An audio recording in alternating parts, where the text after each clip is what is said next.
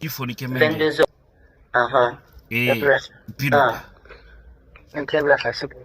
Eux que ceux qui les ont fait subir ça, les jours ils seront devant les créateurs, ceux qui ont donné des ordres, ceux qui les ont arrêtés, que l'enfer du 7e degré soit votre réserve éternelle. Amen. Que votre 10 générations dans votre famille deviennent des zéros dans ce monde. Amen. C'est-à-dire à partir de vous et tous ceux qui viendront après vous, votre 10 générations, qu'elles deviennent des zéros sur cette terre. Amen. Mes frères et sœurs, je suis Samo. Vous allez dire que ça ne va pas chez moi. Oui, ça ne peut pas aller. Avant de continuer mon message à l'endroit d'Ousmane Gawal, le guignol, de ce putiste, de ce himbe waraïbe, de ce himbe heferbe, de ce satan. Regardez ça. C'est le Zen Mohamed Sissé. 22 heures, moi. Ok, 21 22 heures, moi. Il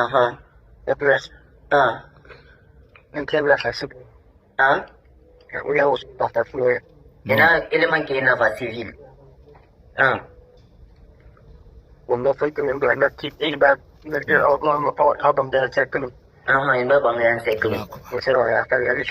Force spéciale dans la dans gendarmerie.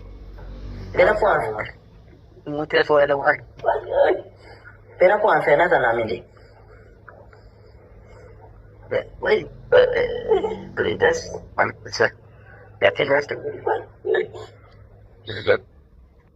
vous vous souvenez de ce jeune? C'est ce jeune qui avait été arrêté avec Oumar Silla, Difoni Kemenge et Biloba. Et vous avez entendu des témoignages. Oumar Silla qui avait eu un problème de santé. Et vous avez vu d'abord ce jeune Sissé. Vous avez vu comment ils ont malmené le jeune. Vous avez vu comment était Mohamed Sissé. Il était en train de laver la mort. Seul Dieu a pu sauver ce jeune. Quelqu'un être dans cet état durant 1 an, bientôt 2 ans, pour Fonike Menge Biloba et dire que cette personne ou ces personnes sont en vie, mais arrêtez de rêver. Je ne suis pas en train de choquer sa famille. Mais Fonike Bilo n'appartiennent plus à leurs familles respectives. Ces 2 jeunes-là appartiennent à tous les Guinéens conscients. Par conséquent, nous devons parler. Et ce qui s'est passé au Burkina, c'est la même chose qui se passera en Guinée. Le jour où Mamadi et son groupe-là vont tomber, personne ne sera épargné. Ces œufs seront des terrains de football. Tous ces ministres complices, tous ces militaires complices, tous ces civils complices verront ces œufs comme des terrains de football. Wallah, les citoyens ne vont pas vous laisser. Vous êtes connus, c'est vous sont connus. Vous avez été complices du mal. Vous avez coopéré qu'on détruise des fils dignes de ce pays. Wallah, vous serez détruits. Ça va arriver. Je vais vous parler de Ousmane Gawal, ce guignol, cet homme de déception, cet homme de la honte, cet homme qui ne fait pas la fierté. Je suis gêné de savoir que lui, il a une partie de lui qui est de Tougué, chez moi, dans ma préfecture. C'est une honte. Mais le démon, Koing, Werita Wanwaouda. Tes parents sont venus de Tougué. Allez s'installer à Gawal.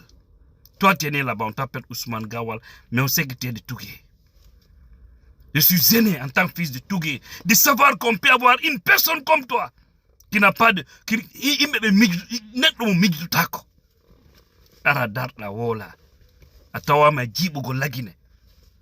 Alla jiba yon fop. Goto. Vous avez vu Ousmane Gawal, même ses propres frères ont témoigné sur lui ici. Ses propres frères du sang ont témoigné sur lui. Vous savez, une mère peut mettre au monde des enfants, mais peuvent ne pas être de même. Hein? Une maman peut mettre au monde des bandits, des imams, des riches, des personnes respectueuses, tout. Une seule maman, et de même mère, même père aussi, c'est possible. Le Ousmane Gawal, c'est notre cas. Il dit que Bilo et Fonike, ce n'est pas au gouvernement de répondre. Ça devrait amener aux Guinéens de comprendre que ils ont fini avec eux. C'est-à-dire ils cherchent à se dédouaner de la situation.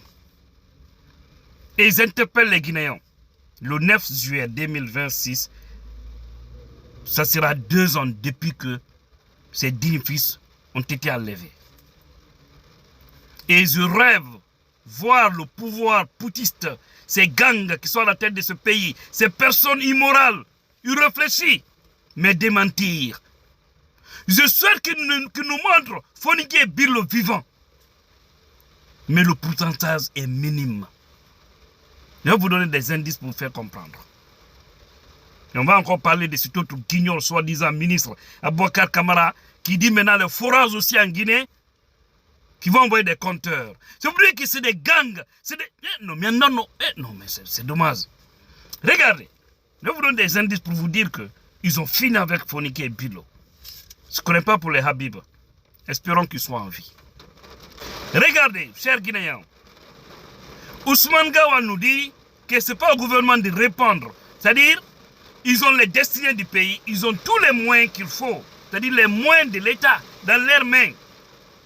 Pour mener des enquêtes, pour nous dire qui a fait quoi. Mais comme c'est eux-mêmes qui ont fait le sale boulot, leur chef l'a dit, Mamadi, le faux type, l'a dit publiquement, qu'ils sont prêts à faire le sale boulot. Donc si Ousmane Gawa nous dit que ce n'est pas eux, alors que c'est lui le porte-parole du gouvernement, que ce n'est pas au gouvernement de répondre, il veut parler de la justice, alors qu'il y a le ministre de la Justice qui fait partie de ce gouvernement. N'est-ce pas? Mais pourquoi ils sont tous silencieux? Pourquoi les Guinéens ne se posent pas la question? Pourquoi ils ont fait? C'est le jour où, selon mes informations, c'est le jour où ils ont fait leur sale boulot sur Fonike. Parce que Fonike, ils l'ont malmené d'une manière, selon les informations, et il n'a pas pu supporter. Maintenant, pour ne pas qu'il y ait témoin, c'est comme ça aussi. Pour ne pas laisser des traces, pour ne pas laisser des témoins. Mais ils oublient que ceux-là qui ont exécuté sont des vrais témoins. Certains témoigneront, le karma va les pousser à témoigner un jour. Et déjà, vous avez vu, les témoignages commencent à sortir. Vous avez vu qui pouvait imaginer que cette vidéo de Mohamed Sissé existait? Qui? Alors, c'est ce jeune qui avait été arrêté avec Bilo et Fonike. Donc, Fallou Doumbouya, les procureurs faux types aussi, étaient venus ici pour dire qu'ils sont allés partout, ils ne les ont pas vus. Parce que le jour où ils ont fait le sale boulot sur eux, moi, quelqu'un m'avait appelé pour me dire, Tidiane, c'est fini pour les jeunes. J'ai dit qui? Il dit Fonike et Bilo. J'ai dit, ah. Après, le lendemain, on a vu sa sortie. Une conférence. Vous vous souvenez, non? Fallou Doumbouya. Il a dit qu'ils ne sont pas informés. Après, c'est Amara Kamara qui dit qu'ils n'ont aucune nouvelle d'eux. Alors que c'est eux qui les ont arrêtés. C'est des pick-up de la gendarmerie et des forces spéciales qui sont venus enlever Fonike et Bilo. Plus le jeune Mohamed Sissé. Lui, c'est Dieu qui lui a sauvé. Lui, il a témoigné. Vous avez vu? Maintenant, il cherche à se dédouaner. Mais, que wallahi, actuellement, vous pensez être heureux. Vous serez les plus malheureux de toutes vos générations. Parce que le jour où Mamadi va tomber, personne d'entre vous ne sera épargné. Si vous voulez sortir de la Guinée, Billah on Allah.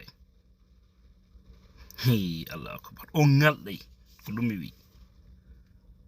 Très dommage. Ils l'ont dit plusieurs fois. Les indices l'ont prouvé. Oui, ils cherchent à se dédouaner, mais vous ne serez jamais dédouané de ces dossiers-là. Normalement, le 9 juillet 2026, les Guinéens en Guinée devraient avoir le courage de sortir à rouge pour demander les nouvelles de Fonike et de Bilo. Mettre la pression sur ces voyous des gangs qui dirigent le pays. Regardez, c'est un étranger qui parle. Regardez. Que Doumbouya arrive au pouvoir par son coup d'État, comme le coup d'État le plus honteux sur ce plateau, j'ai dit que ce bandit, je l'ai appelé bandit. Ouvrez vos archives. Pourquoi? Vous vous dites pourquoi? Il y a ce qu'on appelle dans la géopolitique les signatures et la marque. On appelle ça la marque.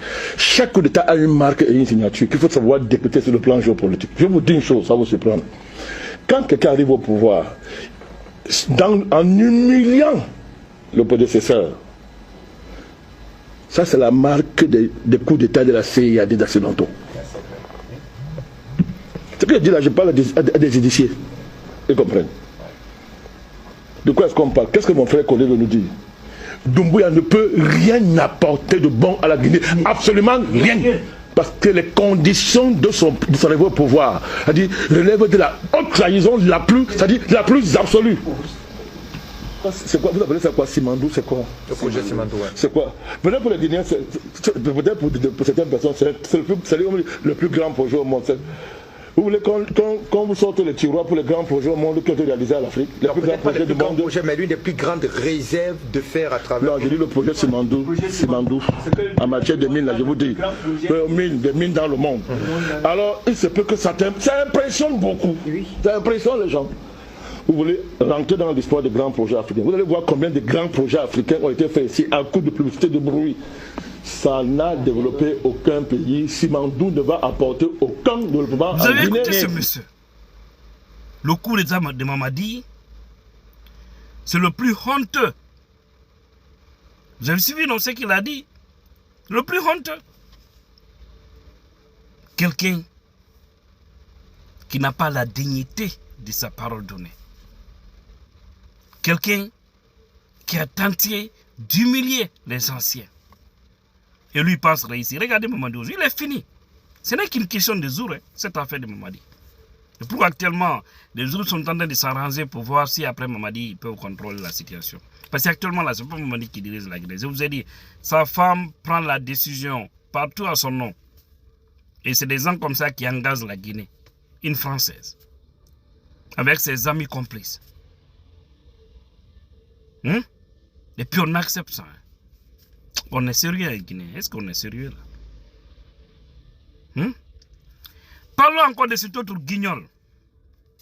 Abouakar Kamara, l'air ministre de l'assainissement, de l'hydraulique, de l'hydrocarbure, j'allais dire. Il dit, le gouvernement annonce des compteurs et une redevance sur l'eau souterraine. C'est-à-dire, ces gens-là, c'est pas comment Dieu les a créés. Ils sont incapables de donner de l'eau aux Guinéens. Ça ne les suffit pas, ça ne les fait pas honte. Du château d'eau de l'Afrique, ils sont incapables de donner de l'eau, des robinets aux Guinéens, pour que chacun soit servi. Comme au moins Sénégal. Vous allez compter le nombre de forages au Sénégal, à Dakar. À Conakry aujourd'hui, les gens, chacun, c'est-à-dire à son forage. C'est pas que les Guinéens aussi veulent ça. Mais parce que c'est obligatoire, on ne peut pas vivre sans l'eau. Maintenant, ces guignols, incapables de donner de l'eau, viennent encore dire que eux, ils vont envoyer des compteurs partout où il y a un forage. Kalaya do Kamon. Kalaya do Kamon. Il y a des compteurs pour forage. Ou Kechonde Mako. Même Bawaibra. Quoi y compteur là, si là. Aïe, ta calaman soit il.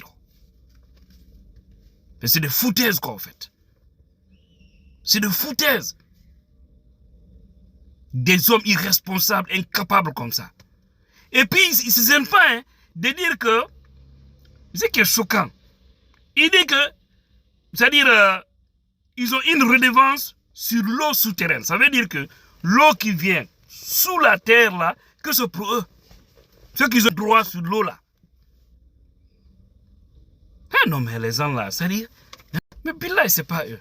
C'est les Guinéens qui continuent à les observer, faire de n'importe quoi, des bêtises comme ça dans notre pays.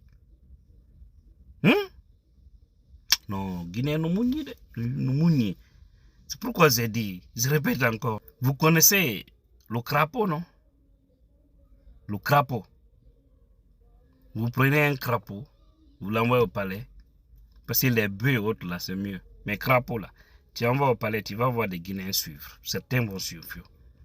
Tu dis que bon, c'est le crapaud qui est le président de la République de Guinée. Ils vont dire, ok, Allah les Kadama, c'est Dieu qui nous a donné, ils vont accepter. C'est-à-dire, n'importe qui peut diriger ce pays. Même un fou de dernier degré. Tu l'envoies au palais, il y aura des Guinéens qui vont le soutenir. Ces pays-là, je me dis, sinon, les Mamadi, mais sont qui ces gens-là? Normalement, on devrait s'organiser pour organiser leur départ.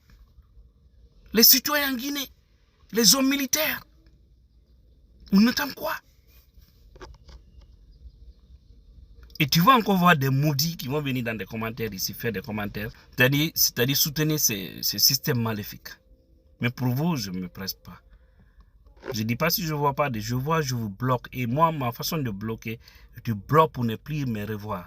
Je te bloque pour que même quand tu crées un autre compte, tu ne peux pas me voir. Comme ça, je bloque. Parce qu'il y a 2 types de bloquer quelqu'un sur Facebook. Il faut.